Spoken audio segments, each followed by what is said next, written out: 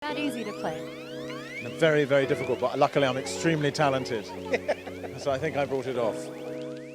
Maude, Garrett here, talking about my favorite subject ever, Dungeons and Dragons. They're making a movie. I'm chatting to the cast about it. Are they really nerds? Probably not, but we'll find out. What did you learn about your character, your classes specifically, like sneak attack for Rogue? Well, I'm not sure that I am in one of those classes. I don't think you are. I think I'm an outsider.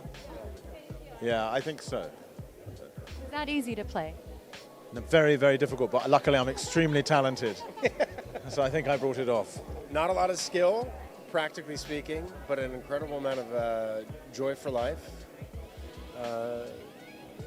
Passionate about music, not maybe necessarily excelling as fast as you would like, but a great gift for gab. So you've played Dungeons and Dragons. Can you tell me about your favorite character that you've made along the years? I have been playing a half-elf paladin for about 5 years now, and it's the most fun because you can proselytize without people resenting you.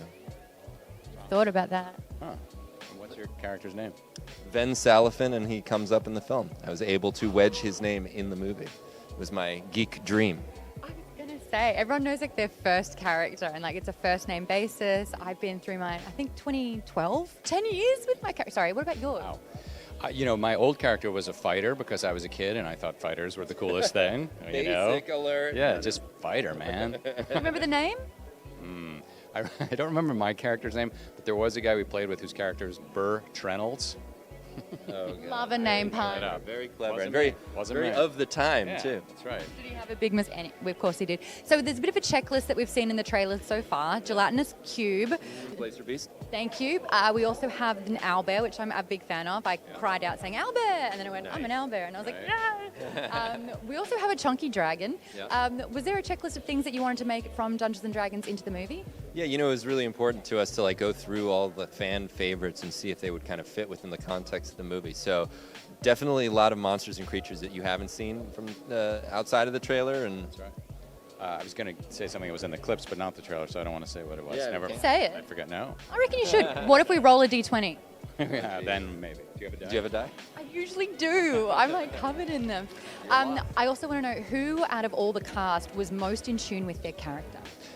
Oh, geez. I mean, I think all of them really. They were all kind of tailor-made for their characters. But Chris Pine is a bard. He is a natural bard, and shines. And Hugh Grant is a natural sort of a con man, rogue dude, yeah. I'm absolutely thrilled to have a movie like this. How do you make D&D cool? Well, I think that you make D&D cool by making it D&D. Because D&D is cool to begin with, and so there's not much of a task there to make it cool. The only task is to make it cool to people that maybe don't know that D&D is cool, and I think that we have a long history in American blockbuster cinema of the last decade of the kind of realization that that thing I didn't know was cool is cool. And so, I mean, I was at Marvel for 14 years. We made Iron Man cool. We made Guardians of the Galaxy cool. We made Spider-Man Homecoming. That was cool. And you look at it and you go, all right, so the job here is to make this thing that's already cool to millions of people cool to everybody else. And so the first task Without gatekeeping as well. Well, that's the thing. And so the first task is to make it cool to the people that already love it, right? And to make sure that you're authentic. You don't have to be accurate in every single way. You have to be authentic in every single way. Because in D&D, anything can happen. That's part of the fun. The rules are very fluid. Things are always morphing and changing, and you never quite know. So it's less about I remember once we had somebody that wanted to know the address to the X Mansion, right? And that was going to determine do you understand how to make a Marvel film? And I was like, okay. Sure, but I can look that up on Wikipedia. The key is to make it capture and embody what makes you love the X Mansion. You know what I mean? And so there's that weird line between yes, there's a Earning nerd cred is one of the most fascinating parts of our business. well, and it is, and it's like I will never pretend to know everything about every piece of lore. I don't, right?